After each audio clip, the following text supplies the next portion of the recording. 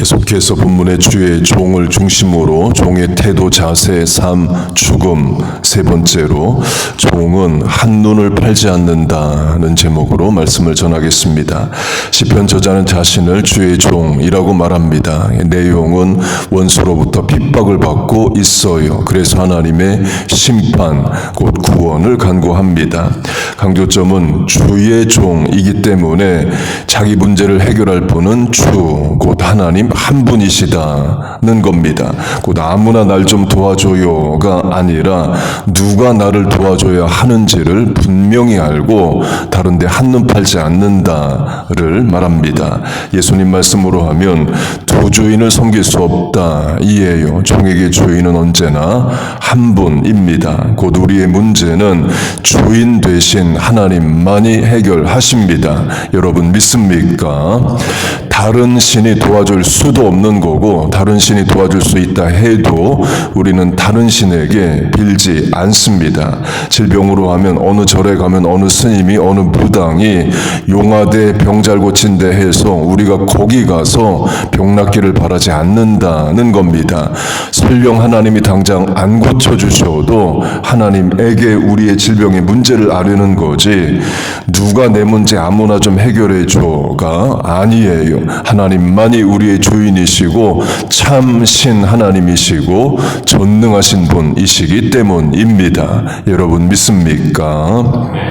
그 말은 하나님이 빨리 해결을 안 해주신다 해도 우리 인내하고 기다린다를 말합니다. 본문을 영어로 말하면 How long must your servant wait로 wait, 기다리다. How long, 얼마나 더 기다려야 되느냐 안타깝게 간구합니다. 그러나 그래도 기다리는 거예요. 종이 그때 이 주인 안 되겠다. 다른 주인을 찾아가서 내 문제 해결해달라 해야겠다. 말이 안 되죠. 주인이 종을 선택할 수는 있어도 종은 주인을 바꾸거나 선택할 수가 없습니다. 주인이 나설 때까지, 주인이 해결해 줄 때까지 믿고 기다리는 것이 종의 자세, 태도, 덕목이에요. 그걸 하나님과 사람으로 하면 하나님이 주인이시고 사람이 종입니다. 그런데 사람의 죄가 이거예요. 종이 주인을 선택하려 듭니다. 그게 우상숭배입니다. 하나님이 이스라엘을 출애굽시키시고 이스라엘이 광야에 들어옵니다. 하나님이 율법을 주셔요. 내용 중 하나가 가나안 땅에 들어가면 만날 우상에 대한 경고를 하십니다. 아예 가나안 우상의 이름도 알려주셔요. 바알, B-A-A-L입니다. 바알의 문자적 뜻은 주인, 롤드이에요. 가나안 땅에 섬기는 주인이 우상이 이름이 주인입니다. 그래서 영어 성경 중에는 바알을 음가 B-A-A-L로도 번역하지만 뜻으로 Lord, 그런데 소문자 L, Lord로 번역을 하고 각주 붙여 밑에 바알 이렇게 씁니다. 한글 번역으로 한다면 주인 써놓고 밑에 바알이라고 쓰는 것과 같아요. 이름 자체가 주인입니다. 그래서 하나님이 경고하십니다. 가나안 땅에 들어가면 그 땅에 주인 노릇하는 신이 있다.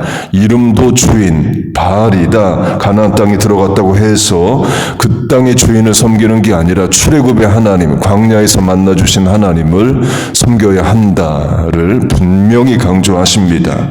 그러나 그걸 못합니다. 사사기 400년, 왕정시대 400년 동안 바알 숭배하죠. 하나님이 아닌 그 땅의 주인을 주인으로 섬긴 겁니다. 종으로 하면 하나님의 종이어야 될 사람이 세상의 수많은 우상을 섬기는 것과 같아요.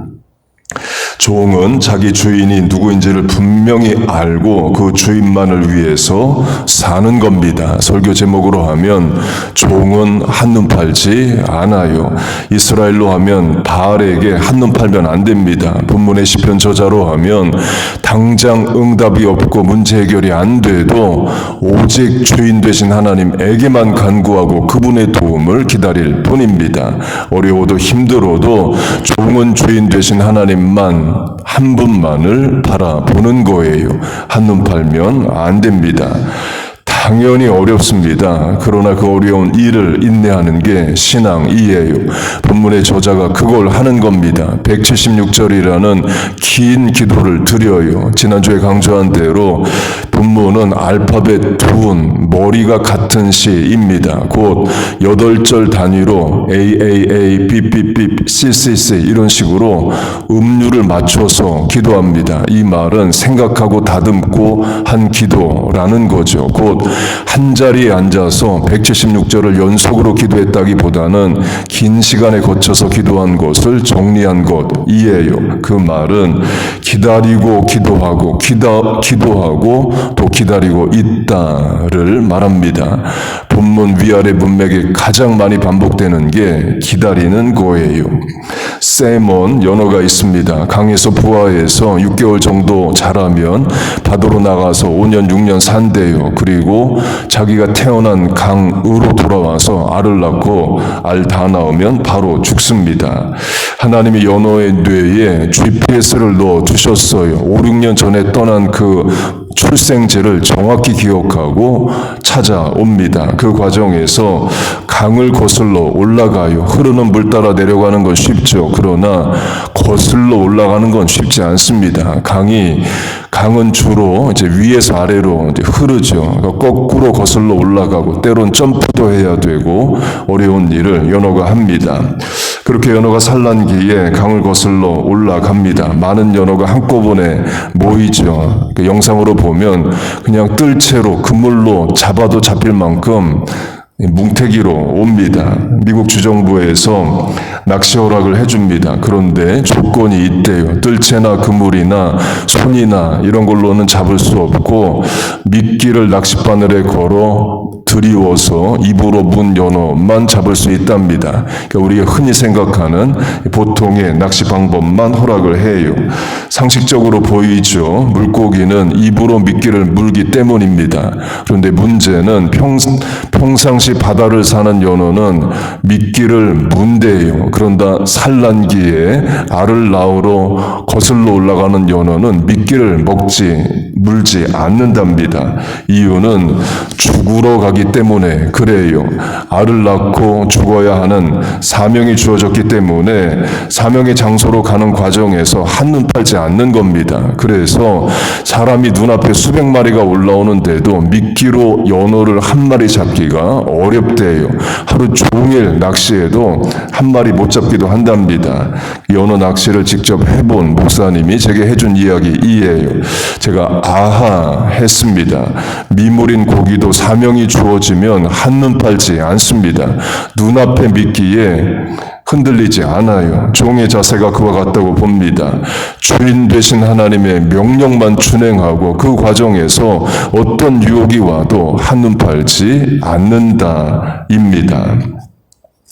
열왕기상 13장을 보면 하나님이 남왕국 선지자에게 북왕국에 가서 북왕국 왕의 죄를 지적하고 오라는 명령을 내리십니다. 아모스 비슷합니다. 아모스도 남왕국 사람인데 북왕국에 가서 말씀을 전하고 내려와요. 그 과정에서 그 선지자가 하나님의 능력도 드러냅니다. 왕의 손이 말라 굳어지자 또 왕이 고쳐달라고 구하고 기도해서 다시 손을 정상으로 만듭니다. 선지자는 두 종류로 볼 수 있습니다. 기적을 행하는 선지자가 있고 기적 없이 말씀만 전하는 선지자가 있어요.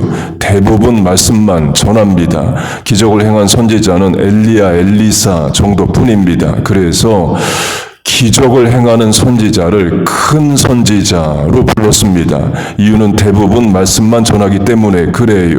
그런데 예수님이 기적을 행하시죠. 그래서 큰 선지자로 복음서가 사람들이 예수님을 불렀다를 말합니다. 그렇게 이 선지자도 말씀만 전하러 갔는데 기적까지 행하는 그런 큰 선지자 반열에 오를 수 있는 그런 기적도 행합니다.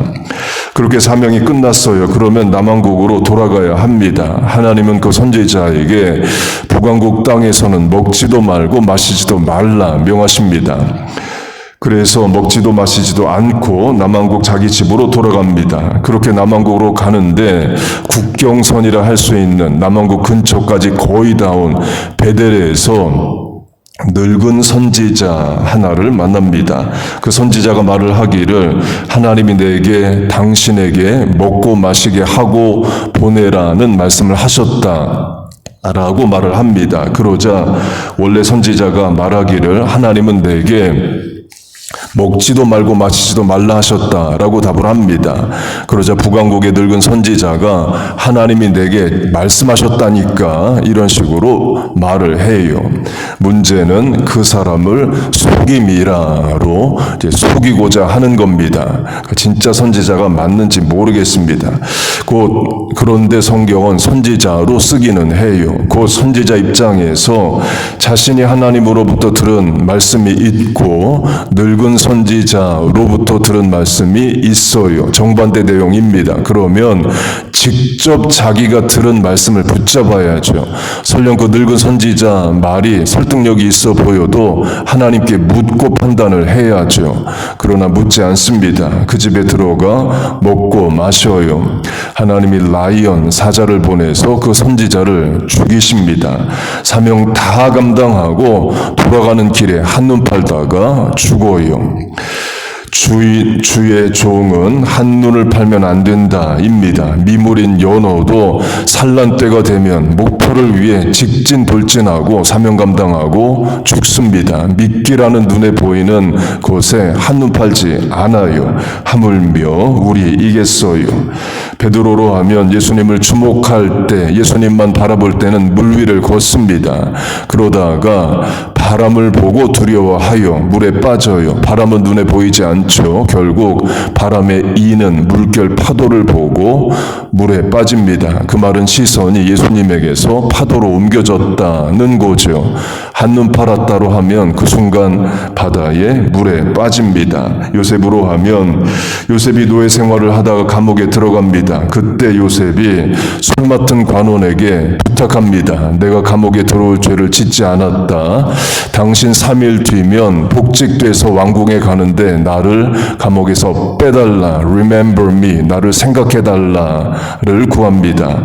그래서 만약 술 맡은 관원이 요셉을 빼주면 안 됩니다. 술 맡은 관원이 빼주면 그 집의 노예로 다시 사는 거거나 자유를 허락한다면 아버지 집에 돌아가서 양치기 다시 하는 거죠. 애굽 왕이 빼줘야 요셉은 총리가 됩니다. 애굽 왕이 빼줄 때까지 요셉은 인내하고 기다려야 되는 거예요. 당연히 어렵습니다. 그래도 하나님이 구원하실 때까지 기다려야 합니다. 울어도 하나님 앞에 나와 우는 거고 기도도 우리 하나님 앞에만 하는 겁니다. 하나님의 방법, 하나님의 때를 믿고 기다리는 거예요. 하나님은 반드시 자기 종을 책임져 인도하십니다. 여러분의 기도 응답해 주십니다. 여러분 믿습니까? 그 하나님을 믿고 오늘을 인내하고 기도하며 간구하는 우리와 자녀 교회 되시기를 주의 이름으로 축복하고 축원합니다. 아멘. 기도하겠습니다.